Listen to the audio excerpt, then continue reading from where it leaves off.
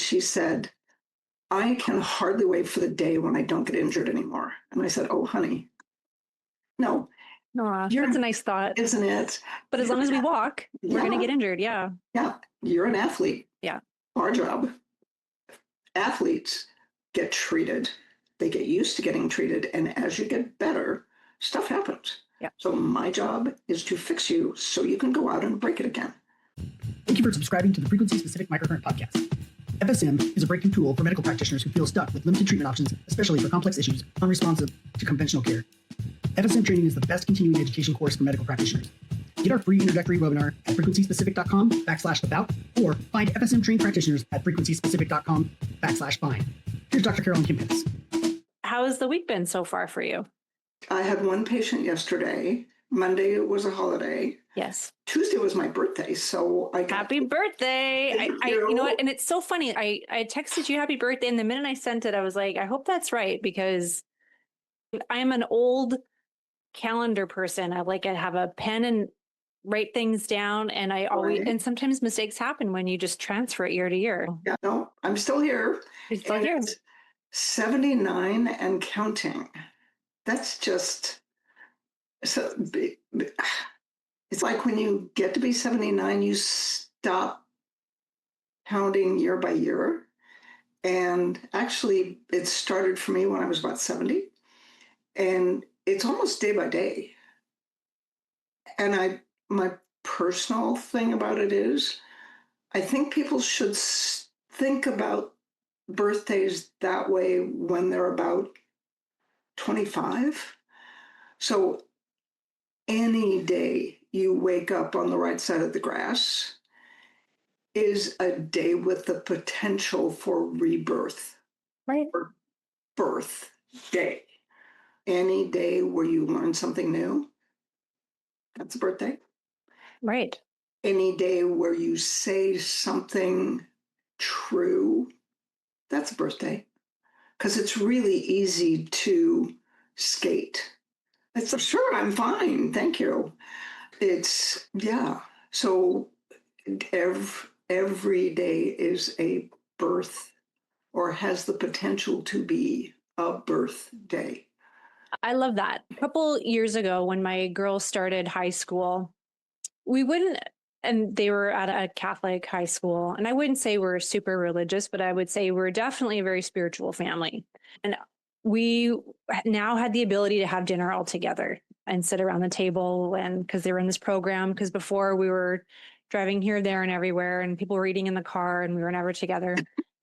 And you know how it is with kids and sports and activities. And I said, I want us to just pause before we eat. And we don't have to say this prayer where you're reciting that has no meaning for you, but I want us to just pause and just pick some things that we're grateful for. Oh, and then that to me grew to having all that gratitude. The next sort of evolution for me was when I wake up in the morning, my plan is, how am I going to leave this day better than when I found it?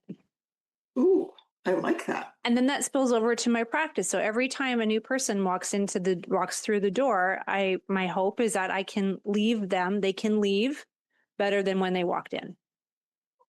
Yep. That's the way it rolls. Right? Yeah. But when that doesn't happen, you still learn something. It's not a waste. I think that is because I was on the Facebook page the other day, and I was looking through, and there was some complaints. I'm trying everything and nothing's working, and I'm trying everything. And it can be really hard to get out of that cycle, because I think if the people that are getting into FSM are special practitioners anyways, they're willing to take that extra step, to think the extra mile, to think outside the box, to expand their knowledge, to learn. And it's tricky when we can't fix them. But I don't go as far as to get so upset anymore, because to your point, there is always something to be gained by that appointment. And it's worth remembering that Thomas Edison didn't figure out how to make a light bulb until he had failed 700 and some odd times. And somebody said, you failed 700 and some odd times. And he said, no, I just learned 700 ways not to make a light bulb. Wow. And he kept trying. And then sometimes the answer is it's not something I can fix, or not something I can fix today. Sure. The one patient I had yesterday, I've seen her on and off because she's local Mhm. for 3 or 4 months. And she's a tennis player in high school. And when she first came in, these kids were playing without a trainer and pretty much without a coach. They had a tennis coach at the athletic club, but no trainer. So they came in, all three of them came in with shoulders messed up and abnormal mechanics and whatever. This patient I saw yesterday, she came in with, she played 6 games a day for 2 days, which is, I don't know how many matches. Tennis is weird. Yeah, I don't. Yeah. And she said it hurts here and here and then here. Those of you who are listening to the podcast and not watching on YouTube, Dr. Carol is pointing to the shoulder, like the glenohumeral joint, and then she's going a little bit further down, like that biceps deltoid insertion, and then a little bit further down even still. And knowing the patient, I said, were you playing with your racket or your brother's racket? My own. Tight strings or soft strings? So I've learned a lot about tennis mechanics. Yeah. And she said, my own racket, soft strings. Okay. And she had the predictable tendonitis. Yeah. And she had the predictable tendonitis in the shoulder and subscap, because she's got a 5/6 disc, and they have a custom care. And I said, okay, this is your homework. You feel this spot? Ow. Okay. At every night when you come home, you put your finger on that spot. If it hurts, you run disc repair. And I wrote it down. And then when your forearm hurts close to the elbow, you run the setting that says tendinopathy. And then I got into her axilla, and it wasn't, she's getting stronger and she's playing harder, because she went from having a latissimus that was like maybe 3/4 of an inch to having it be that thick, and that's about 1.5 inches on a 16-year-old, and probably 2.5 inches wide. So she's driving her serve harder, which means the lats, she's using her back the way I showed her 3 months ago, but she's driving it harder. And that means that she's actually using her subscapularis for follow through. So when inflammation in the nerve didn't work, that didn't make sense because it always works. I wonder, and I ran 124 and 77. The attachment of the subscapularis is flat on the rotator cuff. Yep. 124 and 77, torn or broken in the connective tissue attachment of the subscapularis, took the knots out of the subscap. That's, oh, you really wailed on it. She said, yeah, I did. It's so much fun. And she's really competitive, but she follows directions. Yeah. And then I did the tendinopathy in the forearm, and it ran for, I don't know, 30 minutes. And she said, this is still sore. And she pointed to the forearm flexor muscle. Mm-hmm. So I ran 124 and 46, the sarcomere, thinking, thank you, Kim. And 20 minutes later, this was better. Okay. Then we treated the bursa, and she rotates her arm and she says, hear that click? I said, does it hurt? No, doesn't hurt. It just pops. And I went, huh. I have never treated her labrum before. It's never needed it. And she gets right to here, and there's a click. Only thing that would do that would be the labrum. So after treating her probably once or twice a week for 4 months, once every other week, all of a sudden I'm doing things I never had to do before because she's playing different. And she said, I can hardly wait for the day when I don't get injured anymore. And I said, oh, honey, no. Aw, that's a nice thought. Isn't it?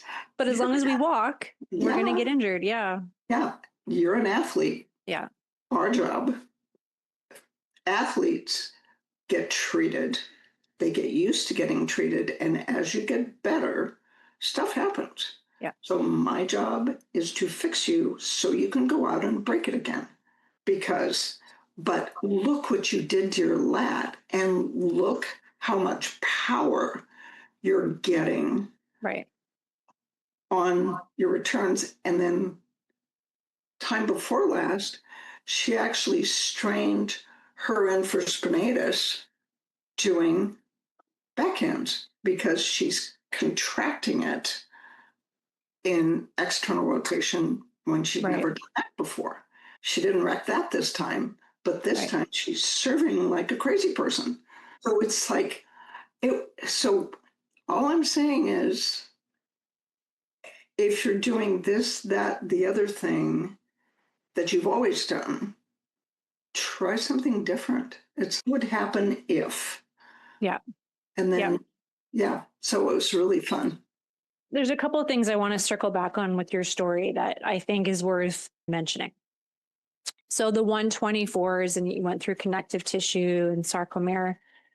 And what I wanted to touch on is a bit of a story. It's a bit of a trick when I teach the sports course. Is I'll say, okay, everybody close your eye. And I do these questions. I make everybody close their eyes because I don't want them to be shamed for putting up their hands. So everybody close their eyes. And then say, how many people here see patients with tight rhomboids? And then 90% of the class puts their hand up. I'm like, you guys are all wrong. Yeah. And they look at, I do, because they think it's tight. Okay, I'm sorry. I shouldn't say it's that high. Sometimes it's not that high, but I will at least say at least 50% of the people think that they're treating people with tight rhomboids. And I walk them through, and then I'll say, okay, for those of you who do FSM and for those of you who treat quote unquote tight rhomboids, how many of you think that 13 on A works? And nobody puts their hands up. Because of course, running scarring in a tight rhomboid works all the time when you have scarring in a muscle, but the rhomboids aren't tight ever because the rhomboids retract us, and we are walking around in chronic protraction. We are hunched over. Those rhomboids are elongated and stretched and weak. And the pain that they feel where the rhomboids are is always C5-6 or 6-7 disc. But what I wanted to go on, people are like, no, I feel a trigger point there. I'm like, you might feel a localized area of contracture. I'm not even going to say trigger point. I'm going to mute myself if my dog doesn't stop. Services. Yeah. The localized area of contracture that you feel is most likely something deeper, like on the longissimus thoracis, like the erector spinae muscles. That's where those trigger points like to live. But they're also the reason why 13 won't work is because it's not, like I said, it's not tight from outer space. So 124 on the periosteum can be helpful sometimes because you have those micro tears. It's long, it's pulled. So that repair and heal or torn and broken, however you want to phrase that, can be very helpful. And then all of a sudden you'll feel that localized area relax. It's like, okay, you saw that I was torn and stretched out and chronically elongated. I wasn't just tight. So that's the reason that the Cloward diagram is now in the core 8 times, 9 times, because they have. So you have to see it that many times. My apologies to everybody that thinks it's ever the longissimus thoracis or cervicis who thinks it's ever the rhomboids, I really apologize because it took me until 2 years ago to put it in 9 times. And we're learning as we teach. And the questions that I get after the course teach me what I'm not doing a great job teaching. Because I'm like, wow, I thought I was so clear on this, but apparently I wasn't. Because it's not just one person that asked, it's many people. And in 26 years of practice, I've only seen one person with actual tight rhomboids. That was an Olympic backstroker. Oh, yeah. Or a bodybuilder who deliberately strengthens and wants his rhomboids to bulge because that's like, cool. Never mind what it's going to, never mind. But that's the only other place you're going to see it. And I'm not sure how many of us see Olympic weightlifters. No. Yeah. So I don't know if there's a UPS person outside, but the shepherd's not happy right now. Well, I can't hear the dog. Oh, good. So good. So maybe Kevin can. Maybe we can buffer out the dog later if we need to. But and then the other thing I wanted to touch on, that when you were going through your tissue types and you talked about sarcomere, when we think about the sliding filament mechanism, and it's so funny, the stuff that I hated learning in college is the stuff that somehow the universe thinks I haven't had enough of, and so I'm teaching it. So I'm teaching the sliding filament mechanism and actin and myosin, and people are looking at me, I'm like, I get it. Some of us haven't heard this for 20 years, but to get the visual of what that sliding filament mechanism is, and when you can see the fibers overlapping, and then the thought process of if something has adaptively shortened or has a trigger point, or if trigger point is not in your vocabulary, a localized area of contracture, something that is bundled up, thinking of that deep dive into the sarcomere, maybe that needs energy. Maybe that needs repair and heal. Maybe that is scarred. So it's worth remembering that FSM microcurrent increases ATP. Right. It takes 3 ATP to contract a muscle, to make those little heads do this, but it takes 2 ATP for them to uncontract. So even if we're just running current, that helps the muscle. There's a bunch of studies on that. Right. I did write a book chapter on Sunday and Monday on frequency-specific microcurrent in integrative therapy and rehabilitation, integrative therapeutics and rehabilitation. And she wanted me to start with a story, and that was before I actually reread her instructions. And the first paragraph is frequency-specific microcurrent is an evidence-based therapy using frequencies, blah, blah, blah, blah, blah. And then the next paragraphs were what sorts of things interfere with rehabilitation, what sort of things are hard to change. Nerve pain, we have 2 studies on that.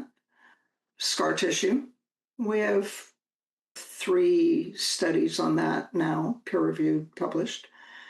Fibromyalgia, spinal cord inflammation, and then central sensitization and inhibition of proper movement patterns, all these things. And we have papers on all of them now.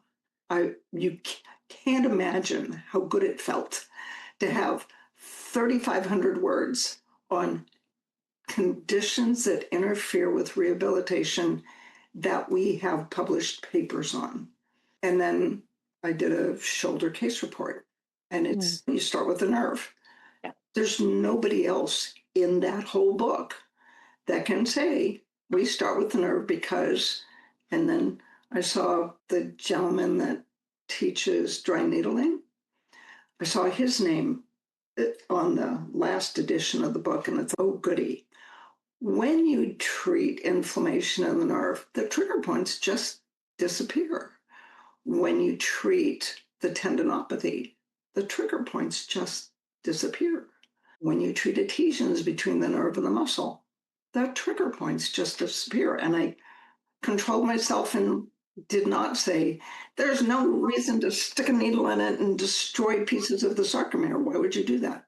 So it's funny that you mentioned that. I was talking to a PT the other day from Canada who dry needles, and almost exclusively dry needles, just thinks that is the only thing anybody would ever need to do. And so I said, I go, you and I said to her, you and I would have a terrible practice together, because I would just dissolve all the trigger points and there'd be nothing left for you to do after. And it was a funny joke for me, but they were just not so happy about it. But I said, I just challenge you to think, next time you stick a needle in that trigger point, do you think, where did this trigger point come from? And she's like, I've never thought about it. I'm like, wow. Because to me, that is always what I'm thinking. Why is this tight? Why is this scarred? Where did that come from? What if this came from this? What if I let this do it? I think what I'm most grateful for with FSM and the training that we have and the advance that we continue our thought process and we're following the spark is thinking why, and never settling for it's just tight because, it's just weak because, and then trying to smash it, squish it, stab it, move it. In his defense, dry needling started with trigger point injections. Yep. And it became dry needling because physical therapists couldn't use injectables. Yeah. And they never thought why, because David Simons of Simons, Travell and Simons, wanted, after 20, 30 years, he finally devolved into, he wanted the muscle, he wanted trigger points to be a muscle disease. It had to be the muscle, and the muscle had to have something wrong with it, mostly because he wanted medicine to accept myofascial trigger points as a real thing. And after they published the first book in 1983, he died in 2010. That's 27 years. So after almost 30 years, trigger points in medicine were still controversial. There's no such thing as referred pain.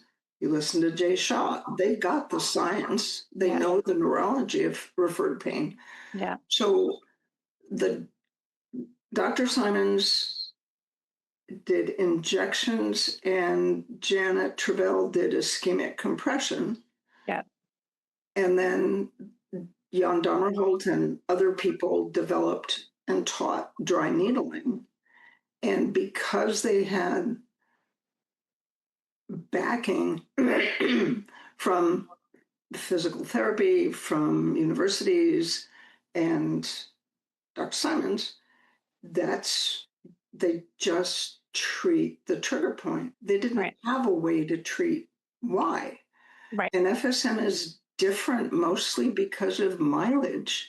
We found out it's never the muscle. Yeah. And nobody else can think about it that way. And historically, it's going to be another 20 years before everybody thinks about it that way. And that's going to be thanks to us. Well, I remember the first time you said that in the first court that I went to, and I wanted to leave because I thought, then what is the point of me being here? Because that's all I do is treat the muscle. And what do you mean it's not the muscle? But then when you think about it, the muscle is always reacting in response to something, even as simplistic as a voluntary contraction. The muscle doesn't just contract and relax. There is a thought, there is a innervation, there is stimulus, right. So the muscle is always reacting to something. And I always used to say I miss my calling being a detective, but now I get to combine that part of my brain and look at that 7-point crime scene every time I see somebody, and I am thinking, why? Yeah. And sometimes it's really easy. Oh, it's this and this. And that's where your assessment comes in. That's where reflexes, your history, sometimes those dots to connect are so crystal clear. And sometimes it makes total sense. I had somebody just very quickly who was an avid hiker, had some foot pain and had some cervical pain. So not so hard even to put those two things together. Was not having great results with a lot of things they were doing. Saw a local podiatrist who changed her footwear right away. And a few days to a week later has increased upper cervical pain. It makes total sense. And when I was treating her, had some very point tenderness, like, ow. And I'm like, yeah, she went from a very neutral shoe to a very cushy heel, a very wide toe box. So ladies out there, when you just think about what happens when you put high heels on, it doesn't just lift us up, it pushes us forward. And when you get pushed forward and you have more weight on your toes, you're not just going to lean forward, you're going to lift your head up. And to me, that was just so easy to see. And she's, I would have never thought about that. And I'm like, neither did the podiatrist. right. Yeah. It's and sometimes you've done the history, you've done the physical, and you're working on what makes sense. And the other thing that helps you figure out what to do is what doesn't work. Right. When treating the nerve doesn't work, when treating the disc doesn't work, that's I was treating the disc. So when treating the nerve didn't work on the subscap, I wonder if she hit it hard enough to strain the tendon. And the answer was try 124 and 77 and see if it works. Right. There's nothing wrong with process of elimination when it comes to what we do. And process of elimination, I think, has got a bad rap sometimes because you don't think you know what it is, but to eliminate all the other possibilities, whether it's trying the frequencies, can't hurt, might help, thinking your way through it, and then just seeing what's left. There is a game that I play every day. It's called Myrtle. And I have a book, I use it online, but Myrtle is a crime game. It's like Clue. You have to figure out the culprit with the weapon and the location and sometimes the motive. And you get clues on how to eliminate certain people. Is it on the phone? You can, if you just look up myrtle.com, you can get it. I play it on my phone, just myrtle.com, but I also bought a book and I play it at night when I don't want to be on my phone. And it helps you deduce, who the characters are. And I use that mentality at work as well. So sometimes it's not crystal clear. Oh, it's this and this. You're taking the history, you're thinking about, and for me, especially treating athletes, and for you, how you're walking through this tennis player, it's walking through the mechanisms of action. What do they do? So if you have someone that's not an athlete, I want to hear about their day. How do they sleep? What position? What is their job? Are they mousing? Are they scanning groceries?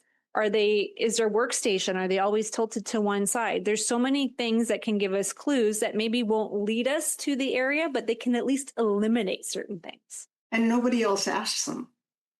That's the other thing. It's like nobody asks them, how do you sit like at my desk? Yeah, but here, sit in this chair and show me how you sit.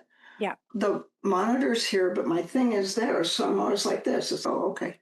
Sometimes, and not that patients are liars, but sometimes they just don't recall things the way that they actually are. So I have a patient who comes in and the only thing that makes their upper traps worse is driving.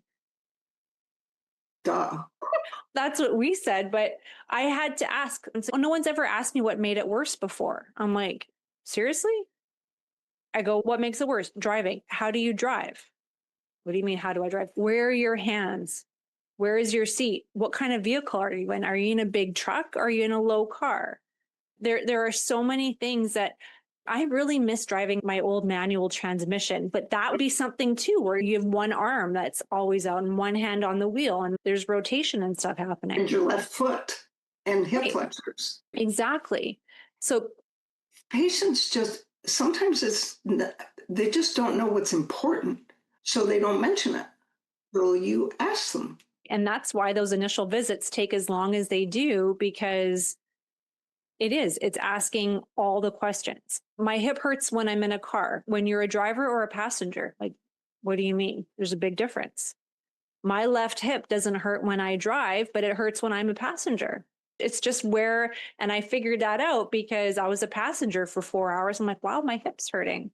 Because when I drive, I bring up my left hip a little bit more. My right foot's so there's just that little bit of rotation. We ask very specific questions because that's our business. That's our middle name, literally.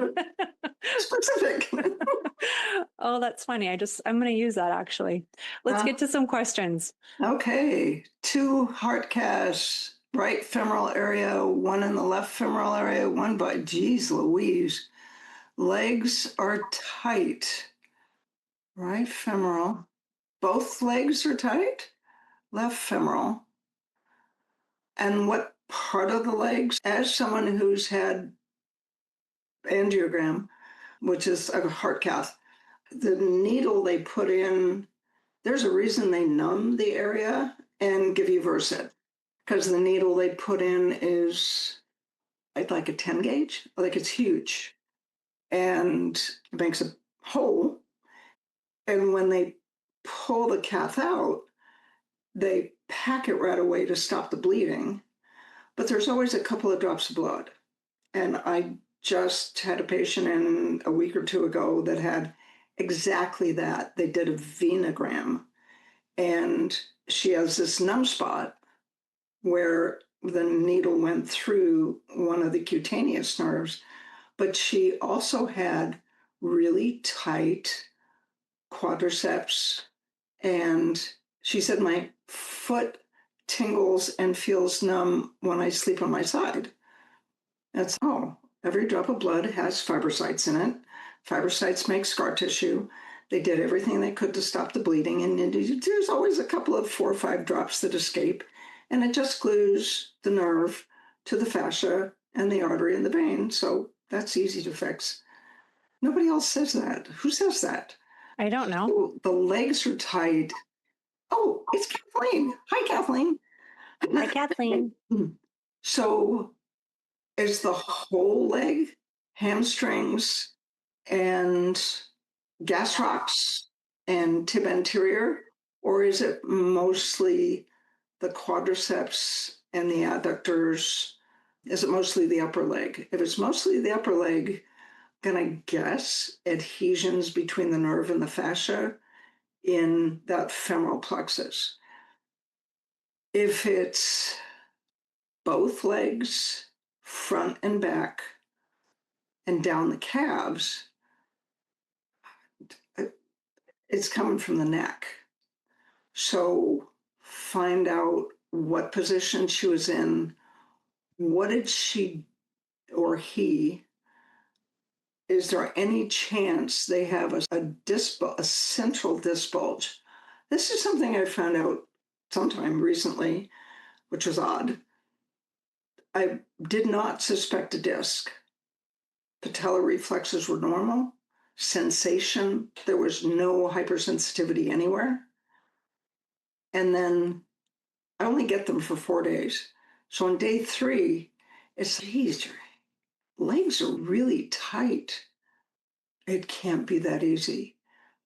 If the disc bulge is straight central, it's just going to hit the motor pathways and slow descending inhibition. It's not posterolateral, so the sensation is going to be normal. And I can't remember, maybe the patella reflexes were funky, but that was a first, because usually disc bulges, there's something that's posterolateral, irritates a nerve, and that's what you and the pinwheel decide it might be a disc. It was the first time I ever had just leg tightness. It can't be that easy. And it wasn't just her legs, it went clear up. Wow. She thought her back was tight and her abs were tight. Everything was tight. Everything relaxed. It was fascinating. So I don't know what about the right arm, except where did they have her head? And she was unconscious, so who knows? And so right arm was her head in flexion because they thought she needed a pillow. Upper quads tight. Just offhand, talk today, we'll see. Yep, if it's just upper quads, then it's just adhesions, which is fun. Because that lady, like, she's seen everybody and nobody could fix it. That's the easiest thing you have to fix. So let's do that. That was fun. Okay. Where did the question go? Okay, are we on to the next one, or are we good? I'm ready for the next one. Okay, so stubborn Achilles on a 77-year-old. They had started with 124, 191, so torn and broken in the tendon. It didn't help. 124/77 helped a bit. 13/396 scarring in the nerve helped about 25%. 13/142 scarring in the fascia, minor help. They're thinking from today's shoulder story, 124/46 could be useful. Any other thoughts, please? They have a history of an old tear about 15 years ago. I have a lot to say. Oh, yeah. Start though. Okay. So given the age, tissue gets hard. Yeah. And I'm assuming you ran 124 and 191. And if you had two custom cares, you ran 124 and 191 from knees to feet for 60 minutes and 124 and 77 for 60 minutes. And she had an old tear, then 13 and 396 would make sense. But the other possibility, I wouldn't go to 124 and 46. So think about what happens when you're my age. Stuff gets hard. If you're going to treat the gastroc and soleus, I'd treat 217 and 46, 217 and the fascia. 13 and 396 makes sense from the old tear. There's 3 branches of nerves that go all down the calves. And I would like also look at her neck. It's like, what else is tight? And could it be the knee? Because the gastroc crosses the joint. Right. So stubborn Achilles, like that's the words that I'm hung up on. Is there any way that the Achilles can just have pathology without the gastroc and soleus getting involved? Absolutely not. So I always would chase up. So I don't get so hung up on that tendon. Yes, you need to run 124 on it. And like you said, an hour, run that for a long period of time. And then I know this is just a me thing, but it's also a Ben Catholi thing. We were talking about it a while ago, running vitality on the fascia. And then I think about Roger Billica's very simplistic phrase, sometimes you have to put in the good before you take out the bad. And so to your point, somebody who's in their later 70s, adding some vitality to help separate those layers that get gummed down, that get hard, that become problematic can be helpful. This is absolutely a case where multiple machines make this a lot easier. So you're not wasting so much time running those 124s. And you can run 124, 191 on one machine. You can run 49, 142 on another machine. So not all of us have 9 precision cares in our office, but your custom care, you can program those one-liners. So I feel like everybody who's got a custom care in their practice, it doesn't take very long. Go in the mode bank and start programming 124/77 for an hour, 124/142 for an hour. just make a couple of those programs so that you have them there. 40 and 44. 40 and 44. For the neck. Yes. There's another question to ask this 77-year-old. Yes. And that is, whatever time of the year you were treating them, did you get pneumonia or any sort of serious infection in the last 6 months? Yeah. What did they do for it? They gave me an antibiotic. Do you know which one? I don't remember. I don't remember. Does Cipro sound familiar? Yeah, it had a funny name. And the generic was like, had flocks, and I thought of flocks of sheep. Cipro. Okay. So ciprofloxacin and that whole floxacin family changed the genetics of connective tissue and the rate, the incidence of Achilles tendon ruptures and connective tissue tears any place. Shoulder, rectus diastasis, Achilles is the most common. That's a question to ask because it changes the stable state. The character, the genetics of the connective tissue is different. So Right. 60 minutes of 124 and 77 or 191 might not cut it. It Right. might be from the solfeggio frequencies, repair DNA, 528, Wow. and the connective tissue.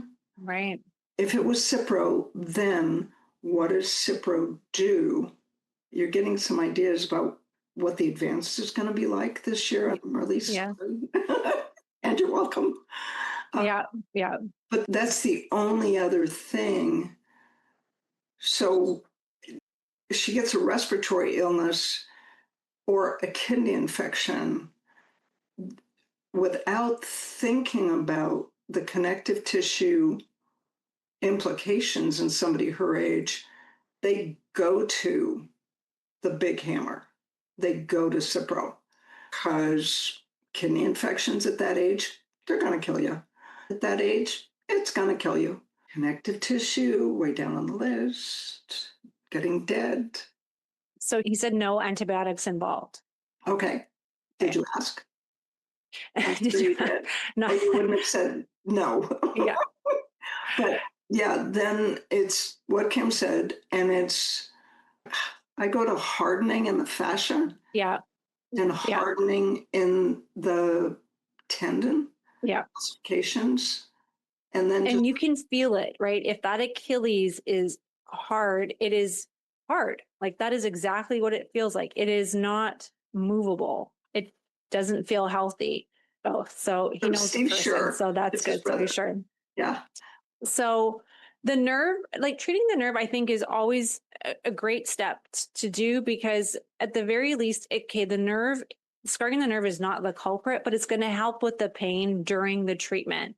Because especially if you have to go to the 13s, we know 13s, we need to mobilize the tissue. And tissue that has been stuck and hard for a very long time, it doesn't feel good when you start palpating or mobilizing it. Like I say, don't forget about the 13s. It's absolutely necessary to treat the nerve so that you can go in and get deep.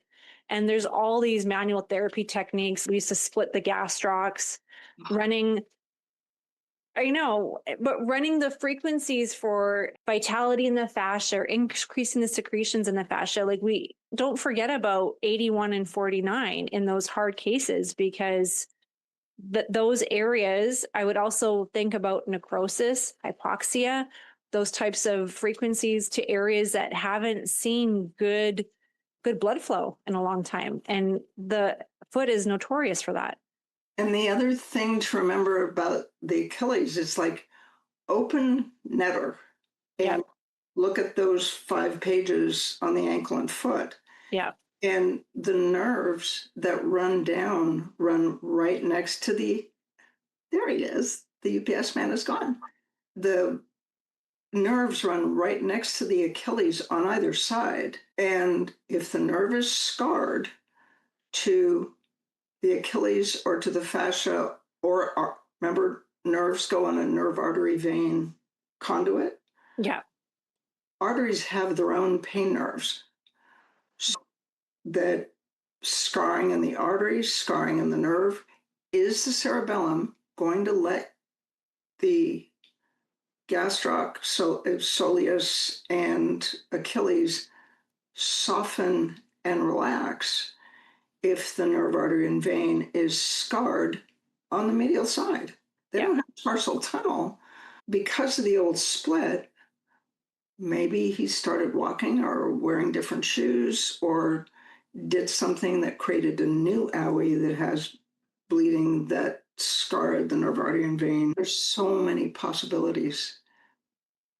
There truly is. And if this person has not just pain in the Achilles, but if it is higher up in the muscle belly, chase that 46 idea that we're talking about as well. The other thing I would add, and it may sound obscure, is 3 on A97, sclerosis in the adipose. Absolutely. And you don't always think about adipose, but adipose is everywhere, especially in the foot. We have the fat pads there. And actually the lower leg, and I have this study in the sports course when they were taught, there's intramuscular adipose tissue. And the lower leg had the most intramuscular adipose tissue than almost anywhere else. And I would thought that seems weird. The lower leg always seems so lean, but there's adipose within fascia, within the different layers. So each of the compartments has an adipose layer protecting and sliding the compartments. Exactly. So we're getting quick to think about fascia, but I always think about 397. And even if something is hard, we want to still use 3. I've tried so many other frequencies to prove it wrong to treat the adipose, and it doesn't work. No, it really is just 3. Yep. It's the only, Tom Myers was right. It's the only thing it's good for. I can't remember what year it was, probably 13. We had this, he gave a day-long lecture and we had 40 practitioners and 20 massage tables and 20 custom cares. And we got to 3 and something. And I said, I'm about to take 3 out because I don't know, I can't find anything it's good for. And Tom Myers piped up and said, the adipose sclerosis. Seriously. So we changed 3 and 97, and that's the only thing it's good for. And what's sclerosis? Sclerosis is what goes away when you run 3. I don't know what it is. Yeah, it is. It's very funny. It's very unique, and it's the only thing that works. And when you, especially in the hamstring, sometimes you can feel those hard little pieces of, you think they're adhesions, and 13 won't do anything. That's when I go to 397. And the adipose adhesions or scarring feels sharp and hot and bright. Like it's different. This fat pad around the sciatic nerve. Right. The thing is, you put the nerve in the middle, but the fat pad is a good 2 inches, 2.5, 3 inches in diameter. It's the only reason you can sit, right? Not have nerve pain down your leg. Nice little cushy thing. Yeah, it's right there. Yeah. So don't forget the adipose, folks. Good luck, Steve. I hope you can figure it out. It's like just keep trying something different or more of something that seems to help a little bit. Yes. And that's going back to how we first started, is we put so much pressure on ourselves to get it all figured out. Go ahead. I just remembered something. Yes. Somebody that's 77. Try 81 and 10 from neck to feet. Oh. There's no way for an Achilles to be repaired because so feel her quad, his or her, it's your brother. Feel his quads, feel his adductors, feel the tib anterior, feel the hamstrings. Oh, he just works out a lot. And no, there's tone at rest. And at 77, we have disc bulges, and I don't know anybody that doesn't. So what if in the cervical or thoracic spine, there is a central bulge that just slows down? They're not spastic, they're not weak. It just slows down descending inhibition, and it tightens the whole chain. There's no way to repair the Achilles if you're constantly pulling on it. And as soon as they stand up, they get micro tears again. Who would have thought about the neck? Us. 81 and 10. And then I start thinking of scarring in the dura. Yes. And the fascial chain that so it is like the Never-ending whirlwind of cause and effect. But you need a starting point. And I think, to go back to who wrote in, those were great starting points that they started with. That was a good guess then, apparently. 81 and 10 will definitely be relevant. Great. Okay, then. And then to go back to what you were saying about tone, like there are people that lift weights, that work out, that are toned, but toned bodybuilders and professional athletes at rest have still healthy, juicy, pliable tissue that you can squish. Have a little bit of squish, not a lot, but a little bit. No. So when you get those rigid, tight, it almost feels dehydrated in my hands, and especially when something is bilateral, thinking of the cord is important. Wait, I learned this, how you see or do something that you never, ever forget because you never, ever would have thought of it that way. Yeah.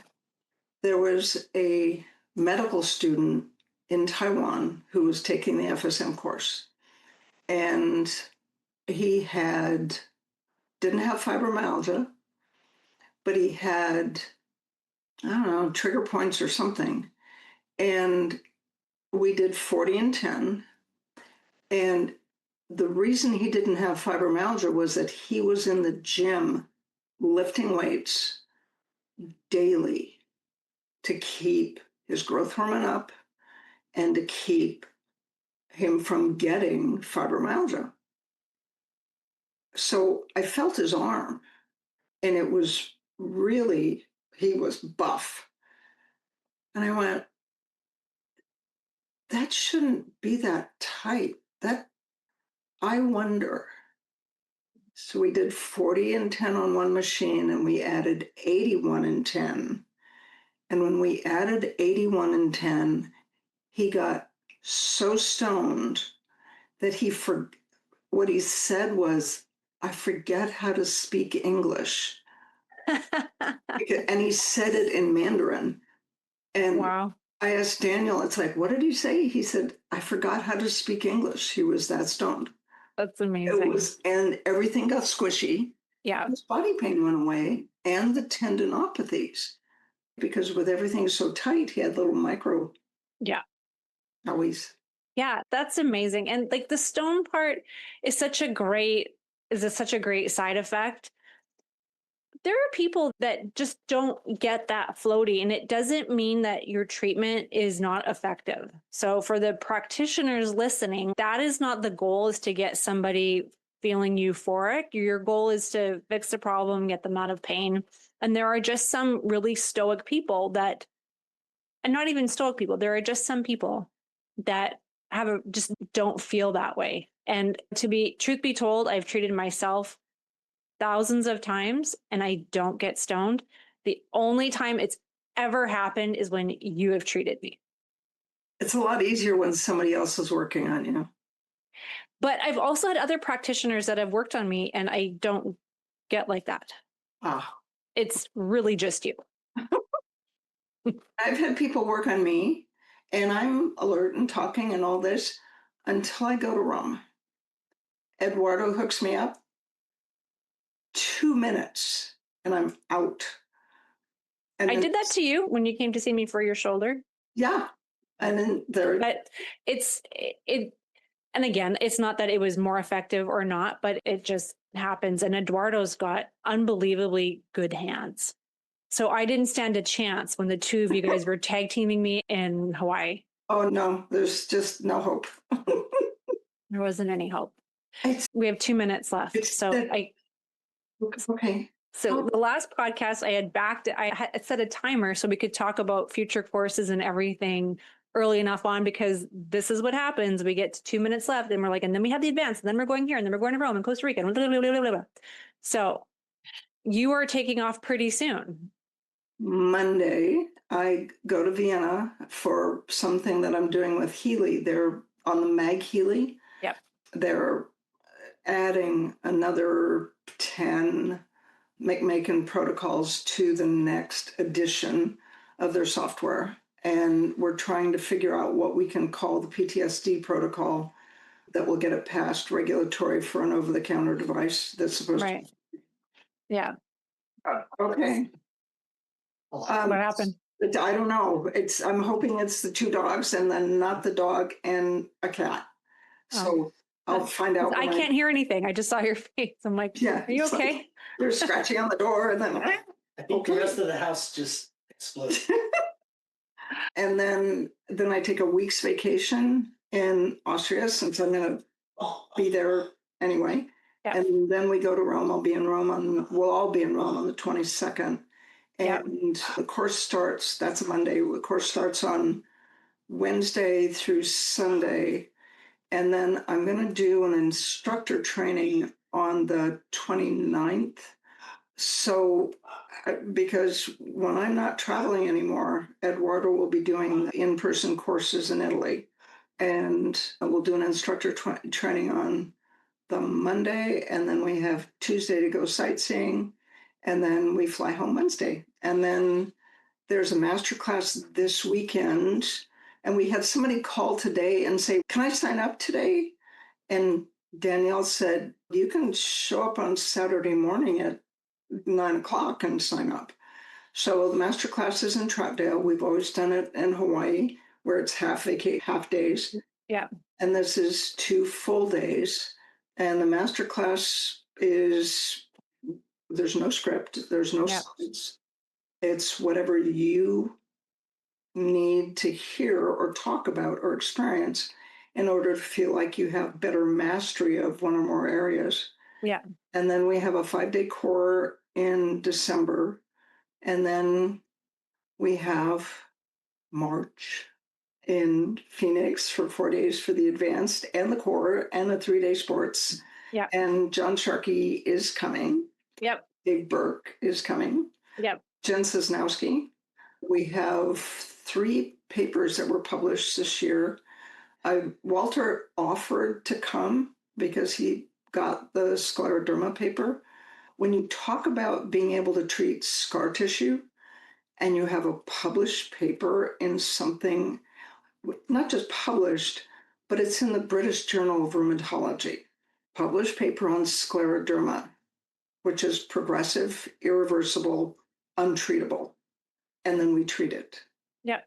And get a 50% improvement in hand function. Amazing. In 60 minutes. That's Amazing. just, so I'm going to have Walter come and receive his award by video. And Derek says he's going to go to Troutdale with his fishing pole. Yes. And we have on the calendar next year, we have 5 days in Hawaii for the masterclass, Derek. Oh, I want to come. Hang on to your fishing pole. Yeah, it's always a blast. We do 9 to 1 and then go off and have lunch and go snorkeling. And it's in the middle of August. Yeah. And so that's perfect. Good times. Then we have to go. We do. It's 4:00. We're on time. It's 4:03. Yeah. There we go.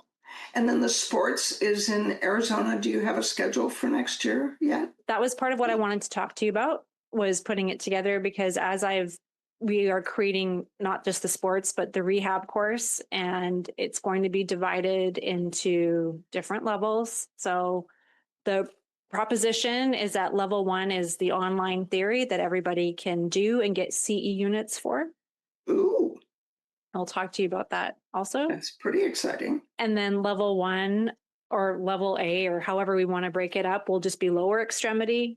And then level 2 will be upper extremity. And that just, the rehab course sports course has evolved and grown, and it needs rushing through everything in 2 days just felt rushed, and I don't like that. I want people to leave feeling they have full bellies and they feel competent, and I feel good about what people are doing. So we've hit that threshold, which is, I think, good. It's time. Yeah. And then the sports advance will stay the sports advance. And that'll be that last level of once you have that really good comprehension of treating the injuries and rehabilitating it. And then that's the next kind of level for movement and strength and balance and all that fun stuff. And rehab and sports are not in separate gadgets, because athletes have to be rehabilitated, and you have to think globally, because you can still have an 81 and 10 even though he's a football player. Absolutely. Or a hockey player. Absolutely. And the non-athletic people need that athletic training as far as movement, balance, strength, proprioception, so that they don't get re-injured. And again, it's going back to the nervous system, that they feel safe to move, because everybody needs to move at some capacity. And then everything needs to be in muscle memory eventually. Exactly. So you teach somebody to find their lower trap and their serratus. And it's not like you're ever going to think about these, because they're not connected to that part of your brain. Yeah. But you're going to get them to fire enough that your cerebellum goes, oh, you want me to do that to stabilize before okay. Yeah.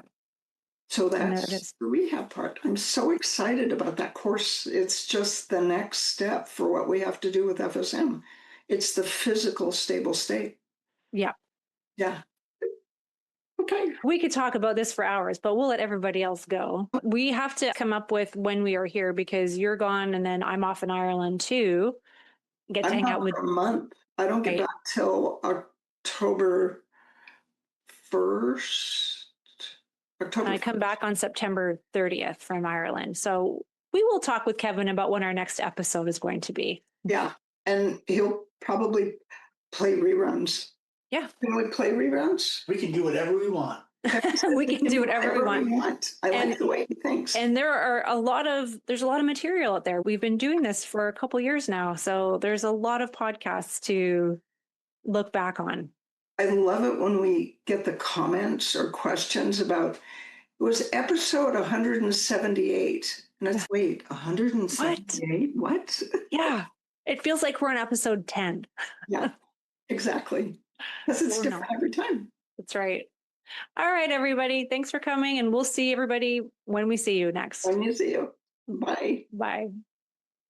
The Frequency Specific Microcurrent podcast has been produced by Frequency Specific Seminars for entertainment, educational, and information purposes only. The information and opinion provided in the podcast are not medical advice, do not create any type of doctor-patient relationship, and unless expressly stated, do not reflect the opinions of its affiliates, subsidiaries, or sponsors, or the hosts or any of the podcast guests or affiliated professional organizations. No person should act or refrain from acting on the basis of the content provided in any podcast without first seeking appropriate medical advice and counseling. No information provided in any podcast should be used as a substitute for personalized medical advice and counseling. FSS expressly disclaims any and all liability relating to any actions taken or not taken based on or any contents of this podcast.